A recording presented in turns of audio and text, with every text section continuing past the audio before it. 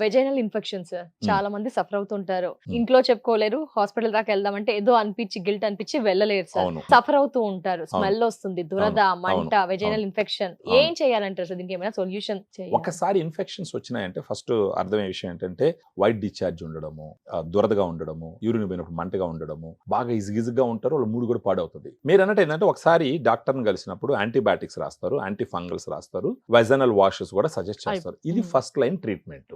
That is perfect. ఇది వాడిన తర్వాత మళ్ళా రావడానికి గల రీజన్ ఏంటంటే గట్టలో గుడ్ బ్యాక్టీరియా ఉన్నట్టే వెజైనాలో కూడా గుడ్ బ్యాక్టీరియా ఉంటుంది. ఆ బ్యాక్టీరియా ఏంటంటే లాక్టోబాసిల్లస్ స్పీసీస్ కి సంబంధించిన బ్యాక్టీరియా. ఈ బ్యాక్టీరియా ఏం చేస్తుందంటే అక్కడ బ్యాడ్ బ్యాక్టీరియాని కంట్రోల్లో ఉంచి పెడుతుంది. ఇప్పుడు antibiotics, anti fungals, vaginal washes వాడేటప్పుడు అవి గుడ్ బ్యాక్టీరియాని చంపుతాయి, బ్యాడ్ బ్యాక్టీరియాని చంపుతాయి. గుడ్ బ్యాడ్ ఒకటి తెలియదు కదా, బ్యాక్టీరియాని చంపుతాయి. బ్యాడ్ బ్యాక్టీరియా ఫాస్ట్ పెరుగుతుంది కానీ గుడ్ బ్యాక్టీరియా పెరగదు. అందుకని మళ్ళా ఇన్ఫెక్షన్ వస్తుంది. ఇప్పుడు ఇక్కడ ఏం చేయాలా?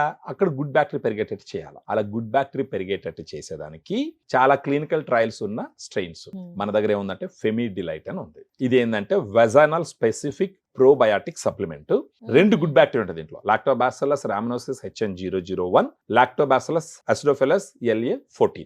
రోజు ఒకటి నైట్ ఒక క్యాప్సూల్ వేసుకుంటే ఒక 3 నెలల పాటు వాడుకున్నారంటే అక్కడ ఉన్నటువంటి గుడ్ బ్యాక్టీరియా రీస్టోర్ అయ్యిందంటే ఈ గుడ్ బ్యాక్టీరియా అక్కడ వచ్చేసి acetic acid, butyric acid, propionic acid అని చెప్పి యాసిడ్స్ ని ప్రొడ్యూస్ చేస్తుంది. ఒకటి గుర్తుపెట్టుకోవాలి, ఈ వెజనల్ వాషెస్ కెమికల్స్ తో తయారు చేసినవి.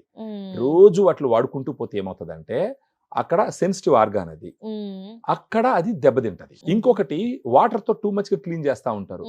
ఆ వాటర్ తో క్లీన్ చేయాల్సిన అవసరం లేదు. వాటర్ తో క్లీన్ చేసినప్పుడు గుడ్ బ్యాక్టీరియా ఫ్లష్ అవుట్ అవుతుంది. వెజైనా అనేది సెల్ఫ్ క్లీన్సింగ్ ఆర్గాన్, తనంతట అదే క్లీన్ అవుతుంది. అలాంటప్పుడు ఏం చేయాలి? గోరువెచ్చని నీళ్లు తీసుకొని బాహ్యంగా క్లీన్ చేసుకోవాలి. బ్యాడ్ బ్యాక్టీరియా వచ్చి వెజనల్ వాల్ మీద కూర్చోకుండా అడ్డుపడేదానికి ఫెమిడిలైట్ ఉపయోగపడుతుంది. తద్వారా వెజనల్ ఇన్ఫెక్షన్ కంట్రోల్ చేస్తుంది. కనీసం 3 నెలలు వాడుకోవాలి. దీనితో పాటు యూటీ బ్రీజ్ అని ఇంకొక సప్లిమెంట్ ఉంటుంది. అది డిమానజ్ క్రాన్బెరీ ఎక్స్ట్రాక్ట్ టాబ్లెట్. అది ఉదయాన్నే బ్రేక్ఫాస్ట్ తర్వాత ఒక టాబ్లెట్ ఒక నెలన్నా తీసుకోవాలి. ఎందుకంటే యూరినరీ ట్రాక్ లో ఉన్న ఇన్ఫెక్షన్ అది కంట్రోల్ చేస్తుంది. యూరినరీ ట్రాక్ లో ఎచరిషియా కోలై అని ఒక బ్యాడ్ బ్యాక్టీరియా ఉంటుంది. అది ఏదన్నా బ్యాక్టీరియా యూరినరీ ట్రాక్ గోడ మీద కూర్చుంటే అది మల్టిప్లై అవుతుంది. మల్టిప్లై అయితే బ్యాక్టీరియా పెరుగుతుంది, పెరిగితే ఇన్ఫెక్షన్ వస్తుంది. ఇప్పుడు దీంట్లో ఉన్న డిమానజ్ క్రాన్బెరీ ఎక్స్ట్రాక్ట్ ఏం చేస్తుంది అంటే ఆ బ్యాక్టీరియాని దాని మీద కూర్చోకుండా అడ్డుపడుతుంది. అప్పుడు ఆ బ్యాక్టీరియాని యూరిన్ ద్వారా ఫ్లష్ అవుట్ చేస్తుంది. దానికి మనం సజెస్ట్ చేసే సప్లిమెంట్ ఏంటంటే ఫెమిడిలైట్ night 3 months, UT breeze daily morning ఒక టాబ్లెట్ 1 month అట్లీస్ట్. మనకు ఈ వీడియోలో ఉన్నటువంటి ఫోన్ నెంబర్ ఫోన్ చేస్తే కొన్ని హైజీన్ ప్రాక్టీసెస్ కొన్ని ఉంటాయి, అది మన డైటీషియన్స్ సజెస్ట్ చేస్తారు. ఎప్పటి నుంచో ఉన్న ఇన్ఫెక్షన్స్ కంట్రోల్ అయ్యి చాలా ఎమోషనల్ గా మనకు ఫోన్ చేసి మనల్ని అప్రిషియేట్ చేసిన సందర్భాలు చాలా ఉన్నాయి.